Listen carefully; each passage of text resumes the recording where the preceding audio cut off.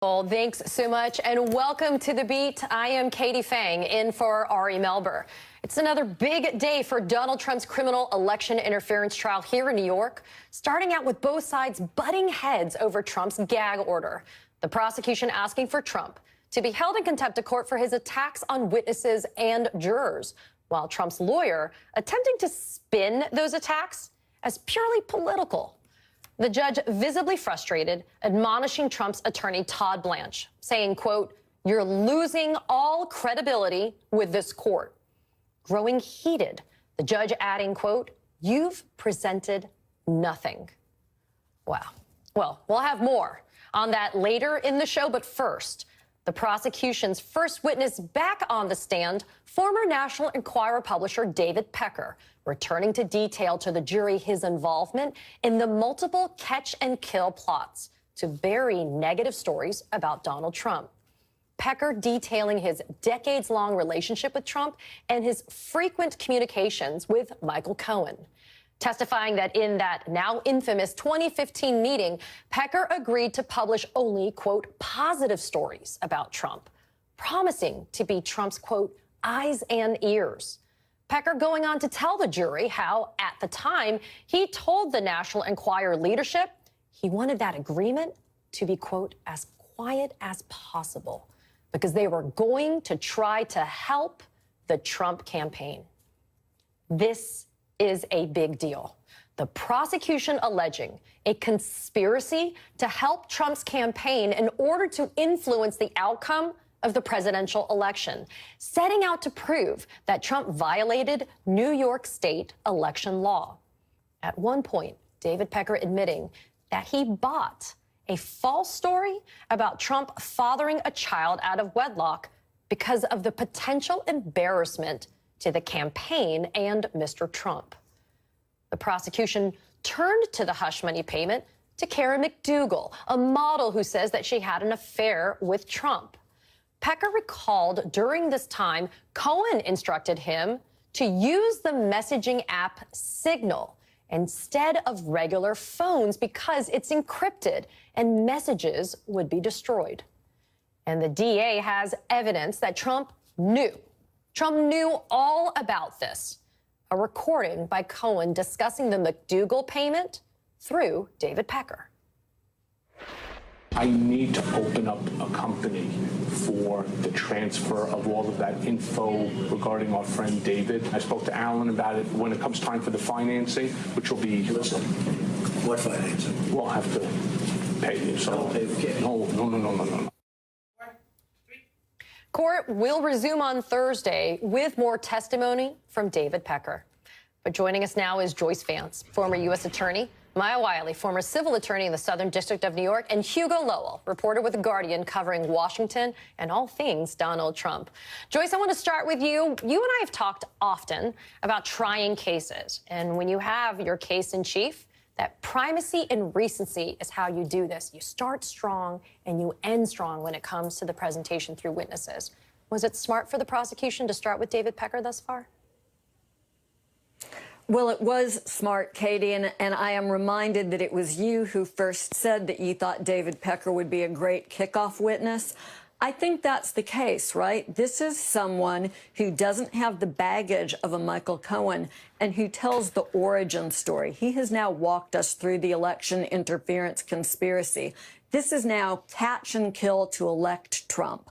That's the case that the prosecution will put on. They've done a great job of giving the jury sort of the basics, the landmarks and the roadmap that they'll move ahead on through Mr. Pecker's testimony. You know, Maya, we learned today very clearly from the prosecution, and it actually came through two ways. One, through the testimony of David Pecker about the conspiracy with Donald Trump and Michael Cohen, but also through some oral arguments that took place in front of Juan Merchan outside the presence of the jury. And it's the prosecution is eyeing a specific New York State election law. And to quote it, conspiracies to promote the election of a specific candidate through unlawful means. How powerful has it been that we've only had David Pecker on the stand for a couple of hours and we're actually hearing him nail the elements of that particular statute? Pretty powerful, because he has nailed the particular elements of that statute, as you just said, Katie. I mean, look, you have the person who was in the room where it happened in August of 2015 saying Cohen said the boss wants to see you. That puts Trump directly in the frame as directing, right? We know that's one of the things we expect to hear from Michael Cohen. But directing what? And what very clearly unfolds in David Pecker's testimony is, we didn't do catch and kills before 2015, which is not illegal. Catch and kills are not illegal. Yeah. They didn't do it before 2015. Some of them are not illegal. It's he sees a business interest for himself and a benefit to the campaign if he writes positive stories about Donald Trump as a candidate and negative stories about other candidates, and that evolves, and he starts laying out the picture. And they also provide all of the headlines coming from National Inquirer, positive for Trump, but negative for other candidates. But as these allegations start to arise that people have stories like Dino the doorman and Karen McDougal, all of it becomes this thing to help the campaign by ensuring these stories don't come out. But that's the key point, to help Donald Trump's campaign, and it comes out in different ways over and over and over again. And if you're a member of that jury, I'm sitting there, I'm thinking that jury's thinking, oh, well, this is a pretty clear, now he hasn't been cross-examined yet, but I get the story here. I'm getting the story pretty clearly. And it kind of makes you wonder how much was before 2015, by the way, because that's when the story picks up. But you can only imagine, because they had a friendship for decades that went back decades. Hugh, I wanted to, we started the show talking about what I call bench slap. I said Todd Blanch got bench slapped by Juan Merchan during the gag order contempt hearing at the beginning of today's proceedings. But I wanted to ask you about how that affects Donald Trump's relationship with his lawyers, right? Because Trump doesn't get up unless he takes the stand to testify in his own defense. He has to rely upon people like Todd Blanch and Emil Bovee and Susan Necheles to be able to be his advocates in court. What is it like? Because you not only witnessed it this morning, you felt the energy, but to see somebody like Todd Blanch be smacked down by Judge Juan Merchan in that way. I think it's a really interesting question, and I think it's problematic for Todd in multiple respects, because to date, Trump has only seen Todd win. Todd has been actually very selective in the cases where he's gotten up to the podium and gone before the judge. It's really the classified documents case where they have a judge, in effect, pulling in their favor, and Todd has won every single time. Yesterday and today are the first two times that Todd has lost. Today, it was really visceral. I mean, for the judge to tell a defense lawyer you're losing all credibility with the court, you don't have to be a lawyer to know that that's bad. And when you're the client and you're the defendant in a criminal trial and your lawyer is getting admonished like that, I have to imagine that it starts to affect the relationship between Trump and Todd Blanch. And the one thing that was really interesting was after that colloquy ended and Todd went to sit back down, he was trying really hard to be jovial with Trump. He was trying really hard to be chit-chatty. And this is the Todd that you normally see, but it seemed a little forced. And I wonder if the number of days that Todd is going to be in the inner sanctum and best friends with Trump might be coming to an end if he loses this trial. Yeah, and for our viewers, when Todd was arguing with Judge Merchan, Donald Trump didn't once turn in his chair to watch his lawyer. Donald Trump sat impassive, bored-looking, ahead. Joyce, that's actually a really kind of important thing I want to talk to you about, because the fireworks between Merchan and Todd Blanch were not witnessed by the jury. All of this took place outside the presence of the jury before the jury returned at 11. But David Pecker is on the stand, and one of the things that was developed by the prosecution thus far is something that Maya and I just talked about, which is the length of time of that friendship. And it was a friendship. It was not just a business relationship that was, quote, mutually beneficial. It was a friendship that went on for decades. Does that in and of itself, and again, to Maya's point, no cross yet, but does that provide, do you think, almost a boosting of the credibility that Pecker is under subpoena and he has to testify? Absolutely it does, right? This is one of Donald Trump's longtime friends. That's what he testified to. He said that they talked usually once a month or a couple of times a quarter, so maybe not best friends, but good friends. And Katie, you know, what's interesting, we don't know the full story yet, but it'll be very interesting if they had had this close relationship for years and the catch and kill evolves only in its current form once Trump is a candidate for the presidency, because something that the prosecution has to drive home here is that this is always about electing Donald Trump. You know, cross-examination is always a little bit of a wild card with a witness like Pecker. It's very difficult to know how that will go. But I want to go back to Hugo's point, which I think is a very good one, about the interaction that Judge Marchand was having with Todd Blanch, Trump's lawyer, because something that Blanch is very likely to tell Trump tonight, and you know, few people talk to Trump like this, is that what happened in the courtroom today was the result of Trump's own behavior. Blanch was trying to defend the indefensible, Trump's clear violation of the gag order. And although the judge certainly, as you said, bench slapped Todd Blanch, some of it, there may be an element here of giving Blanch a little bit of leverage to go back to his client and to regain some client control.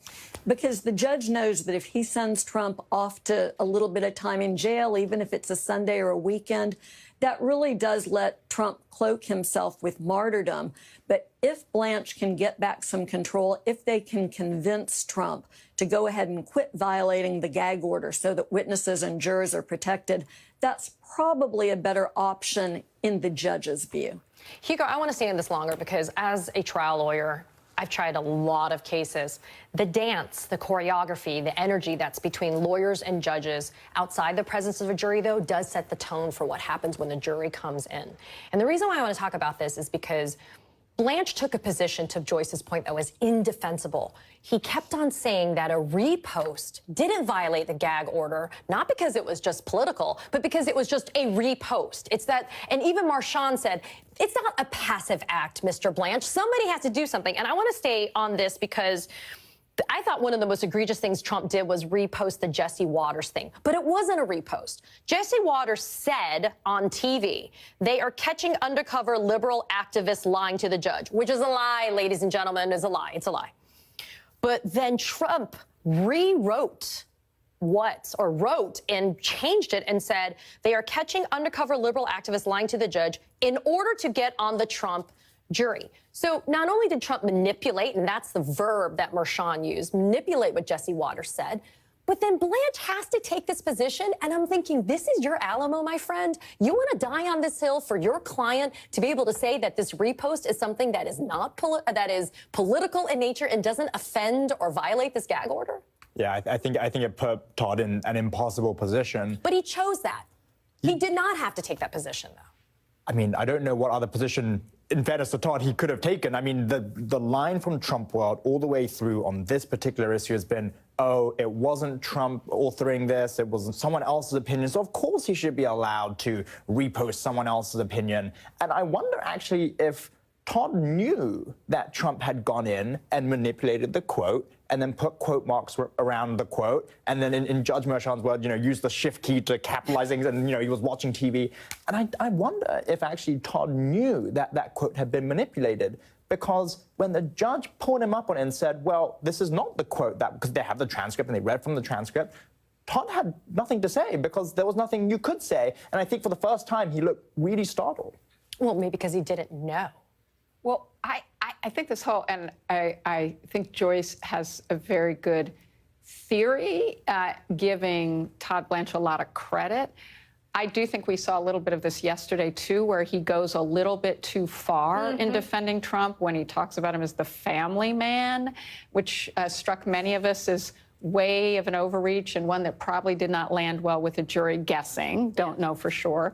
But you have to wonder, because Donald Trump is the kind of client who demands a narrative that makes him feel good and that he wants to hear. And I keep wondering just how much of Donald Trump is just in Blanche's ear. And he's very clear on what his client's expectation is. And he's going as far as he thinks he can for that zealous defense of his client. I just don't see how anyone comes up with a rational, this is a good move, and not having a very hard conversation with Donald Trump that says, look, you just have to cut it out. You just have to say you're sorry, and you just have to commit to stop doing it because you're dead smack in violation of this gag order. Well, Blanche kind of fell on it a little bit. That was a client-directed comment, and I can tell you that with certainty because Trump World for ages has been saying that line, that it was all political and that he was rephrasing Fox News. I'm sorry, I'm out of time. Joyce Vance, Hugo Lowell, thank you for joining us. Maya Wiley is going to stay with us. And coming up, a Manhattan DA veteran is here on today's gag order clash. We'll talk about it some more. And the judge's striking rebuke of Trump's lawyer. Also later, Molly John Fast on Trump's deepening fears, stuck in court amid a legal nightmare that he literally cannot escape. But first, I'm going to talk live to a former top National Inquirer editor, speaking out about the catch and kill scheme and the deal with Trump. We're back in just 90 seconds. All I did is point out the fact that on the cover of the National Inquirer, there was a picture of him and crazy Lee Harvey Oswald having breakfast. Now, Ted never denied that it was his father. Instead, he said, Donald Trump, I had nothing to do with it. And that was Donald Trump back in 2016, denying his involvement in this magazine cover, the National Inquirer, falsely alleging Ted Cruz's father was linked to JFK's assassination. Remember, Cruz and Trump, they were competing for the GOP presidential nomination at that time. And today, David Pecker, the CEO of the National Inquirer's publisher, American Media, Inc., giving bombshell testimony at Trump's criminal trial, admitting that that story was completely, I would say. And it was all done at the direction of Trump's lawyer at the time, Michael Cohen. Pecker testifying, quote, after the Republican debates and based on the success that some of the other candidates had, I would receive a call from Michael Cohen, and he would direct me and direct Dylan Howard which candidate and which direction we should go. That's how the process happened. Cruz today denying comment, telling NBC News that he's, quote, not interested in revisiting ancient history. Pecker detailing a mutually beneficial agreement between Trump and a tabloid magazine. Pecker admitted when he promoted Trump with positive coverage like this, what you're seeing right now, it actually helped both his magazine sales and it helped Trump. But when prosecutors asked if buying up negative stories of Trump helped the magazine, Pecker said, quote, no, that didn't help. It benefited the campaign. And by that, he means the Trump campaign. Pecker testified about the catch and kill scheme involving ex-Playboy model Karen McDougal, who is a prosecution witness. When McDougal first approached the National Inquirer, Pecker told Trump he should buy the story. Trump told him, quote, anytime you do something like that, it always comes out. And of course now, those words coming back to haunt Donald Trump. Joining me now is Lachlan Cartwright, former executive editor with American Media, Inc., the National Inquirer's parent company, and Maya Wiley is back with me. Lachlan, it's great to have you here. Talk about what it's like to see David Pecker on the stand. I want to get your honest assessment of how you think he's doing on the stand. It's truly surreal. Yeah. Up until yesterday, I hadn't seen David Pecker since I left American Media, which was in the summer of 2017. He's aged. He is moving incredibly slowly. And bearing in mind, this was someone who created an incredibly toxic newsroom, which was governed by fear on sales figures. And, he was known to scream and shout. I saw him in the courtroom laughing yesterday. Having said that, he is doing, I think, an incredible job of really talking the jury through in very forensic detail as to how this election interference occurred, dating back to that meeting, that key meeting in August of 2015, where he is with Michael Cohen and Donald Trump, and says, I'll be the eyes and ears of the campaign, and we'll run negative stories about your rivals while also, catching and killing stories and taking stories off the market about that would be negative to the campaign. So let's be clear. What you've heard so far from David Pecker in terms of how this catch and kill scheme happened, specifically at the Inquirer, is accurate thus far. Is that correct? It is. It is. There are a few sort of small details he's off on, which you can put down to the years that have gone by. For instance, he said today that the Dorman story was brought to him by Dylan Howard via a source. It actually came via our tip line. But everything he is saying is tallying with my knowledge from the time. And he talked about checkbook journalism yesterday, which is the first time I've ever heard that phrase. The idea that you're paying, well, it's not just you're paying for the source, but there was like a limit on how much you could buy for the source and all this other stuff. But we heard today, too, that these non-disclosure agreements or these source documents that were being signed, that they were amended for somebody like Dino Sajudin, Dino the doorman, to make it in perpetuity for the exclusivity, et cetera. I mean, these things were decisions that somebody like David Pecker made, right? I mean, this is where the buck stopped at the Inquirer, right? That was another absolutely surreal moment where they put up the Dino the doorman contract so the jury could see. That contract sat in a safe. That safe was in my office, which I use as a footrest. And a moment came where I had to open that safe because I was helping the Wall Street Journal after they broke the Karen McDougal story, and the reporter asked about other such incidents that were going on. And I told him about the Dino the doorman catch and kill, and he was trying to track down the names of both the love child, who I was actually calling the love adult at that time because of her age, and also the woman. So I had to get the contract out of this rusty old safe and then signaled him, the same app that David Pecker was referring to, how he communicated with Michael Cohen, the encrypted messaging app. I signaled the names to Lucas Elpin of the Wall Street Journal, went to put the contract back in the safe and tried to close the safe, and the door wouldn't close.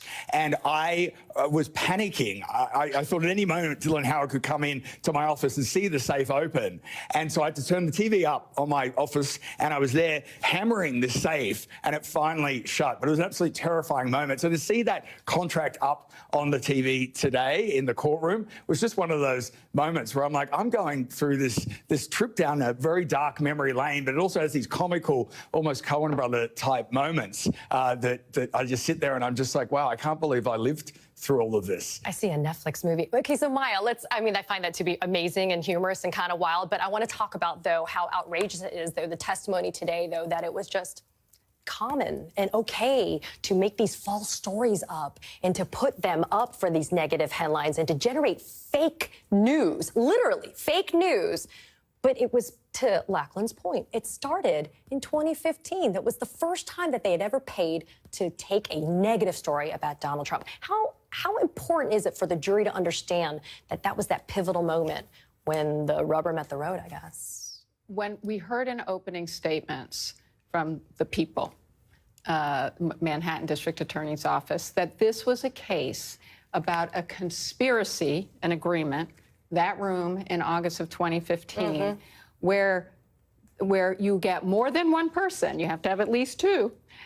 He's not charged with conspiracy per se, but this is what their theory of the case and what they have to show. This agreement was very much to ensure that the campaign was successful over and over again. And the fact that this didn't happen before is exactly the kind of, to me, and I think you said this on social media too, Katie, that that was the brass ring.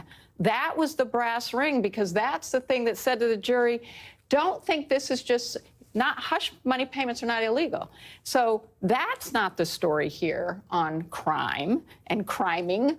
It's the fact that this never happened before that tells you there was something unusual about this agreement that the rest starts to prove as they show that, including David Pecker, that's what you put up. It's just so important that David Pecker's saying, no, actually, this didn't help us as a business. It's one thing to say it helps us as a business because we get more sales if we help Donald Trump, the candidate. That's not illegal. But that we're now doing something that does not help us. We are doing it to help the campaign, and that is the agreement we made that started in August of 2015. That is stunning. And that's it, right, Lachlan? It's the idea that it's a business. It's supposed to make money. You hear that somebody like a celebrity like Donald Trump allegedly fathered an illegitimate child out of wedlock with the housekeeper. Wasn't that the bread and butter of the National Inquirer. Why would you not want to have that on the cover when I'm checking out my, Skittles in the checkout line? The greatest irony in all of this is that Dylan Howard attracted me to come and work at American Media, at the National Inquirer for my job at the New York Daily News, with the pitch that we would break the next John Edwards. We'd break a big political scandal. That one actually involved a love child. And he said, we'll break the next John Edwards. There's an election coming up. We'll also break, the big celebrity scandals. And suddenly I'm in this news organization, which is being turned into a criminal enterprise, as we now know. And we're buying and burying these stories. And talk about, in terms of a business perspective, we would have sold a hell of a lot of copies of those magazines if we had have broken these stories, and we could have owned the election. Donald Trump is a tabloid candidate, and we could have absolutely owned the election story. Instead, incredibly frustratingly to me as a journo, we were burying these stories, and it's a very dark chapter in my career, and thankfully I've come back from it. But it is something I look back on. If we just had have done the actual journalism and broken these stories, we could have owned the election of 2016. Keith Davidson, what have we done? Yeah. To Dylan Howard on election night, what have we done? That was such a telling text message. It just goes back to your... It's but it's chilling, right? Because you think about the time. We sit here in 2024 at the culmination of this the prosecutorial investigative phase. Now we're in the trial phase. And yet this is what we're left with. And it's just so foreboding for him to text that and say, what have we done? But there's a we there. There's a we. It involves Dylan Howard, who, by the way, is not going to be testifying in this case, but had his hands just as dirty, too. And by the way, that next morning after that text message was sent, I was sitting in editorial conference. That was the morning after we learned that Donald Trump had won. I had colleagues coming to me in tears saying, what have we done, in terms of the stories that we've been publishing? And then Dylan Howard in that editorial meeting actually told staffers, it's not as bad. It's not as bad as you think. Now, we didn't know what had been going on in the background, and I'm somewhat disappointed to learn, Katie, as you just sort of mentioned, that Dylan Howard won't be in court because of this spinal condition that where we learned about yesterday, and I hope he's okay. But he would have also been able to back up what David Pecker is saying and what Michael Cohen will potentially also say. Bombshells. Bombshells everywhere. I like to say that David Pecker, all the news that's not fit to print as he chose. Lachlan Carvey, thank you so much for this. The safe thing is just wild, right? Maya Wiley, my friend, it's good to see you. Thanks for being here. And next, we are going to turn to one of the worst things a lawyer can hear from a judge, trust me. Judge Merchan telling Trump's lawyer he's, quote, losing all credibility with this court. It happened today. I'm going to go to a Manhattan District Attorney's Office veteran next. In a very bad sign, Judge Merchan bench slapping Trump's defense lawyer Todd Blanch today in open court, at one point telling him, quote, you're losing all credibility with this court. As a lawyer, I'm telling you right now, that is something you never want to hear from a judge. And it came amid this morning's clash over the gag order barring Trump from attacking potential witnesses, jurors, and others. Prosecutors saying that Trump has violated the expanded gag order, quote, willfully and flagrantly. Arguing, quote, he, as in Trump, knows what he's not allowed to do, and he does it anyway. That Trump has violated the gag order in at least 10 different posts on social media and on his official campaign website. And in on-camera comments outside of the courtroom, the prosecution today called for fines, $1,000 each, for each violation, having Trump taking down the offending post, and a warning that future violations could result in jail time. While stopping short, though, of asking for Trump to be put in jail at this point. The prosecution saying, quote, we are not yet seeking an incarceratory penalty. The defendant seems to be angling for that. Trump's defense lawyer Todd Blanch pushed back, arguing that Trump was being careful about complying with the order, which is when the judge hit him with that withering rebuke, quote, you're losing all credibility with this court. Judge Merchan today saying that he's going to make a decision on the issue at a later time. And then right after that hearing and during that brief recess before the jury came in at 11 a.m., Trump posted on Truth Social about a potential witness again, asking whether former Manhattan prosecutor Mark Pomerantz would be, quote, prosecuted. Joining me now is Adam Kaufman, former chief of the investigative division at the Manhattan District Attorney's Office, and Joyce Vance is back with us. Adam, I got to start with you. 18 years you were with the DA's office, Manhattan DA's office, and you happen to know Juan Merchan. We started together in the office 18 years ago. 18 years ago. I wish it was 18 years. 30 years ago. Rookie prosecutors together. And, you know, always Judge Merchan was a very serious prosecutor, serious guy in the office, and went on to take the bench a number of years ago and has a great reputation as a judge. So to see/hear Juan Merchan, Judge Merchan today say to a lawyer, and you're a practicing lawyer right now too, to say you are losing all credibility with this court, what did you immediately think when you... Well, I mean, you said it, right? Words that as a lawyer in the courtroom, you never want to hear directed at you if they're directed at your adversary, sure. Right? So, you know, I think, look, you've been in trials, you know, people, they get frustrated, they get impatient. Defense lawyers have to make arguments for their clients. And I think that Judge Merchan got frustrated and addressed that to the defense table. But, you know, that's a moment in the trial. And the trial is going to keep going. I think that it's going to be hard for the judge because we've already seen it. Donald Trump is going to continue to press those buttons and to push the envelope and to challenge the authority. And I think in a way it's because for him, politically, if he can get a rise out of the judge, it serves his purposes in the political realm. So it's going to be constant, I think. Joyce, so I want to stay with what Adam's saying, though. Politically, maybe it's advantageous, right? But this weekend when Preet and I were talking on my show, Preet's like, it's unprecedented to have a former president and have to incarcerate him in light of Secret Service detail. I said to Preet, something is unprecedented until it becomes a precedent. Does it say something to you that the Manhattan DA's office did not seek incarceration at this point? I'm looking at 10 violations of the gag order. And then while we're in recess, before the jury comes in, he violates the gag order again. Yeah, so I think this is incredibly frustrating. And Katie, you and I have discussed before, and I reject this notion that you can't put a former president in custody. Same. The Secret Service's job is to protect their protectees, right? They don't determine if a court decides to incarcerate Donald Trump, the Secret Service can't countermand that order. Their job is to protect the person that they are supposed to be protecting in that sort of a setting. So what are we seeing the Manhattan DA's office doing? You know, because this is difficult, because it is fraught, because everyone, including Judge Merchan, understands that legal arguments are intersecting with the political environment, I think they're giving Donald Trump the opportunity to prove what sort of sanction he needs.